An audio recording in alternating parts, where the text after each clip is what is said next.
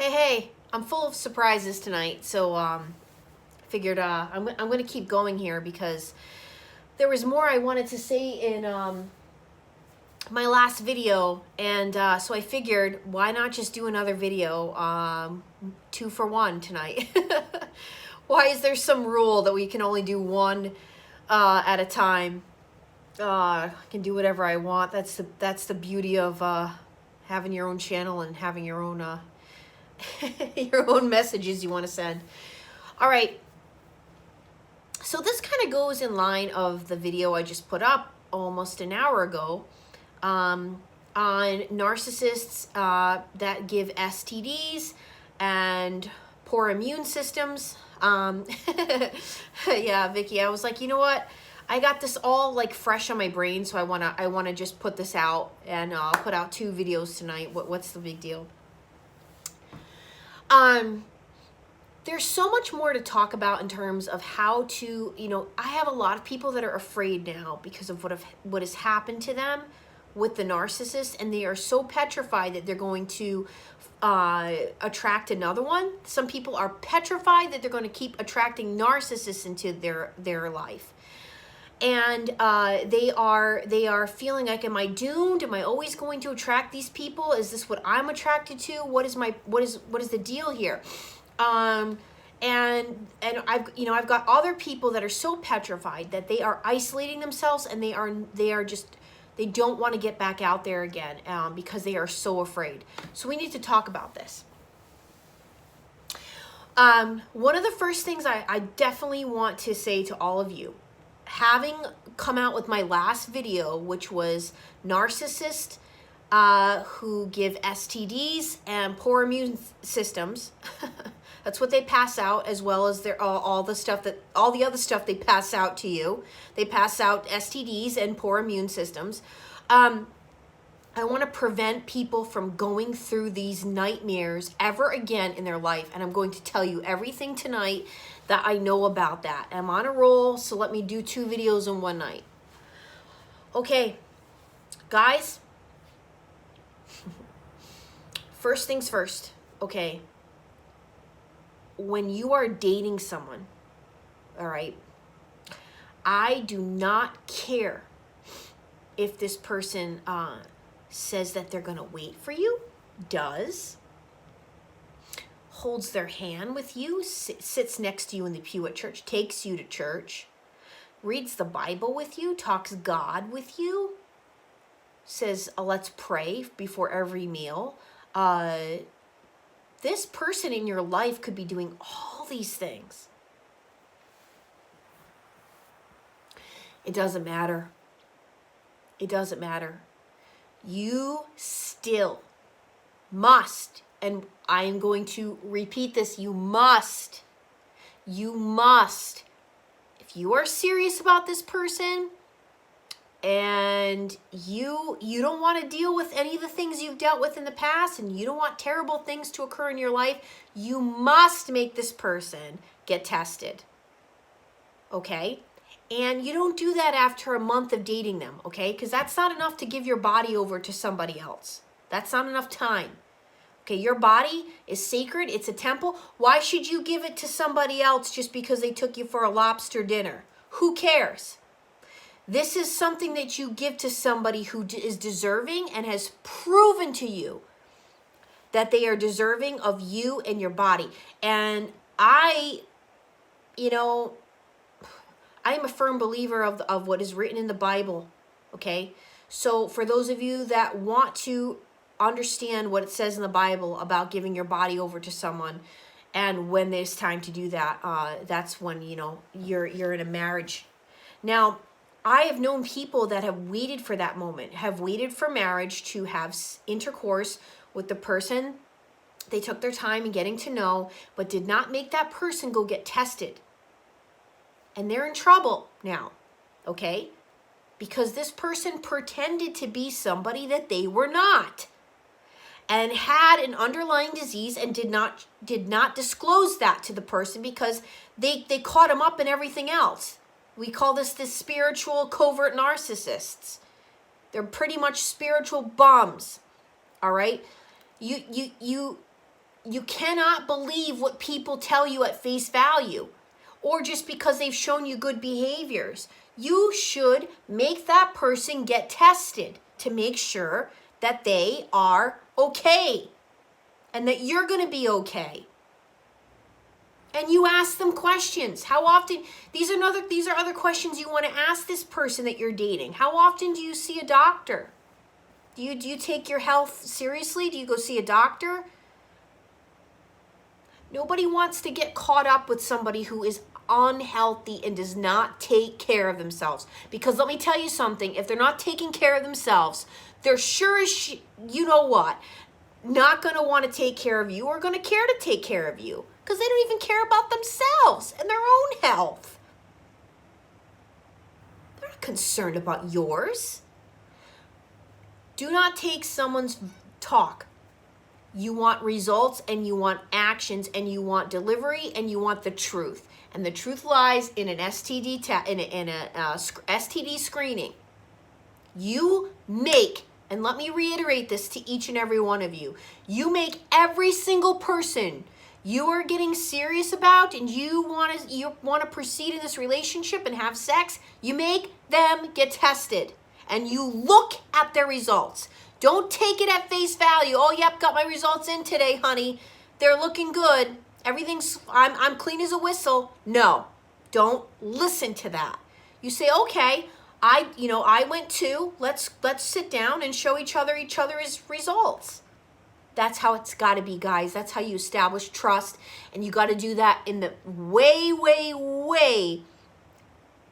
beginning. And I wouldn't suggest that any of you are having sex with someone unless you got a ring on your finger. I'm being honest. Call me old school and crazy. But you want to make sure you know this person. Do not roll in the hay with somebody that is just telling you all this, sitting next to you at church, pray, oh, let's pray, doing all this stuff. You still don't know them, guys. Mark my words. You do not know them. It takes a long time to get to know someone. So do not take anything at face value. This is something that is a must. For all of you that are getting back out there into the dating world, you make this person get tested. That's the bottom line. And you look at the results yourself.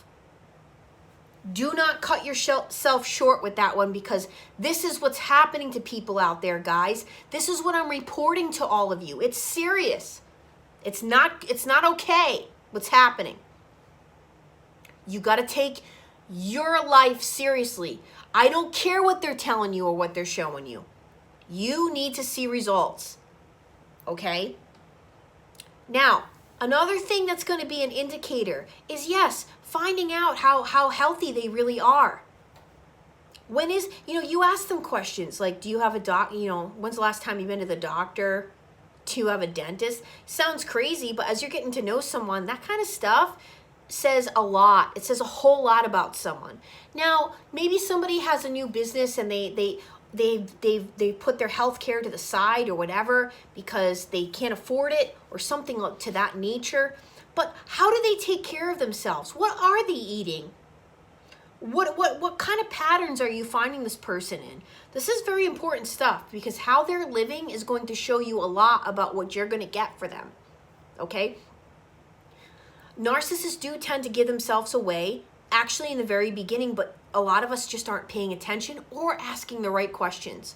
So you want to see, how important is their health to themselves? How often do they go see a doctor? You kind of want to know this stuff, guys. Okay. Another thing to keep in mind when you're trying to date someone and you want to take your time to get to know them is you got to do just that. When you go on dates, you guys, I've said this before, I'll keep saying it till the cows come home. You want to stick to, if you're going to have a drink with this individual, you want to stick to beer or wine. Have 1 to 2 glasses and that is it. The minute you overdo it with alcohol, or you start, so-and-so comes into the restaurant, you are, oh, hey, Trace. Oh, who's this? Oh, hey, Trace and so-and-so. Come do a shot with me. Come on. The minute you start, or you know, oh, let's get some port wine after dinner, or let's do this, or let's go for more drinks after dinner. You guys are lowering your inhibitions, which is going to ruin your decision making. Once your decision making is not even of your own anymore because alcohol is influencing it, this is the door open. This is the door open for all these other things to come on in. You've got to watch your drinking. I would suggest you don't. Honestly, anybody that has been through narcissistic abuse, I would suggest you don't drink. When you are dating someone, when you are getting to know someone, you want to have all of your wits about you to be able to make concrete decisions on this person and be able to remember things properly and be able to know what it is and who it is you're dealing with.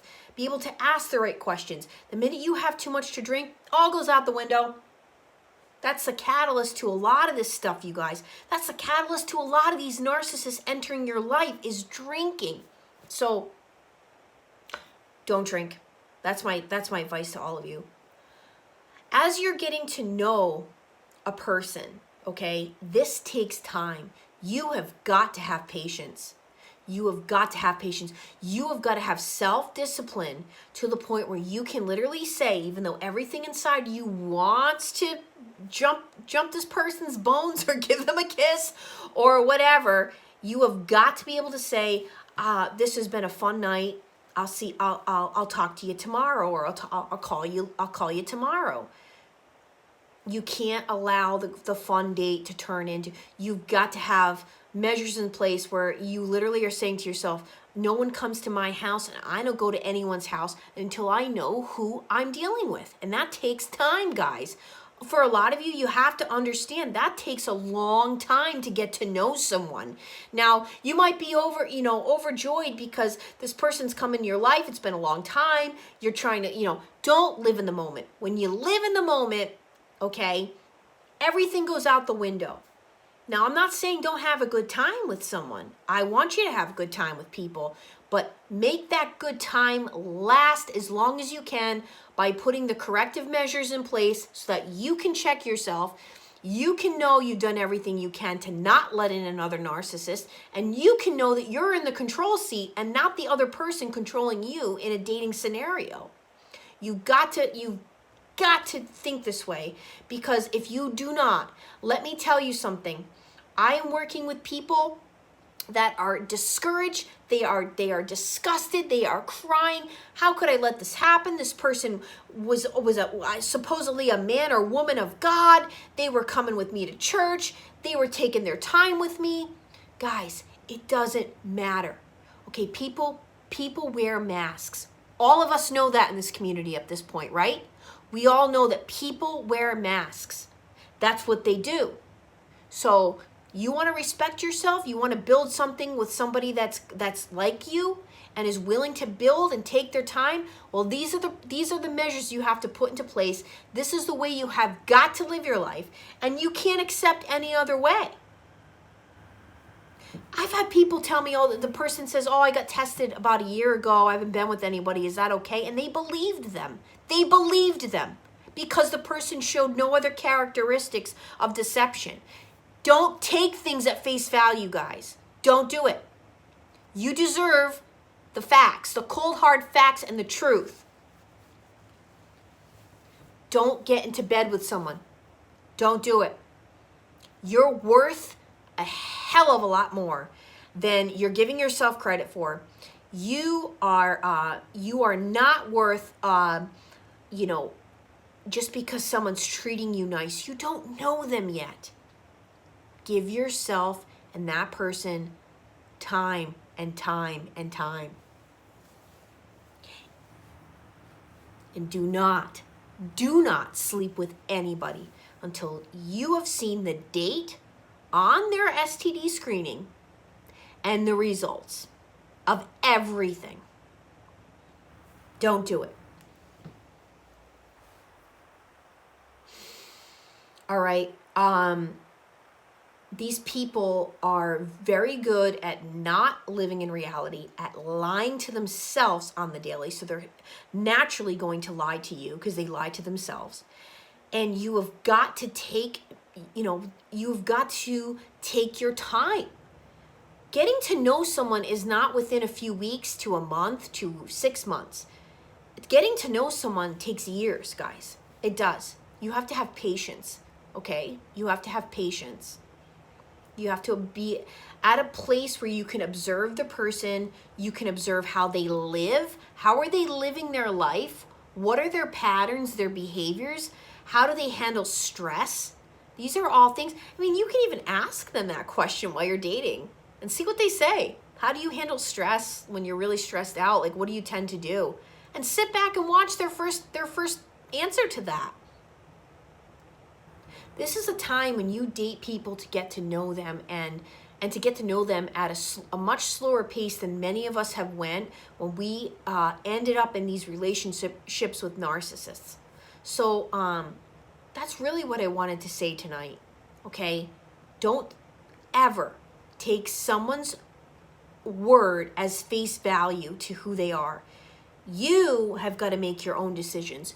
You have got to have enough time and facts and scenarios on your table to be able to assess whether or not this is a good person for you in your life or not. If you are not patient enough with yourself, or you're not, you haven't healed enough yourself to be able and willing to do that, you are going to find yourself in another scenario with another narcissist, wondering why another one of these has even come into your life. So it's time to make the necessary changes within yourself so that you do not ever allow this kind of thing to occur ever again in your life. And that's my message. I am Trace Face. It's time we all face the truth together.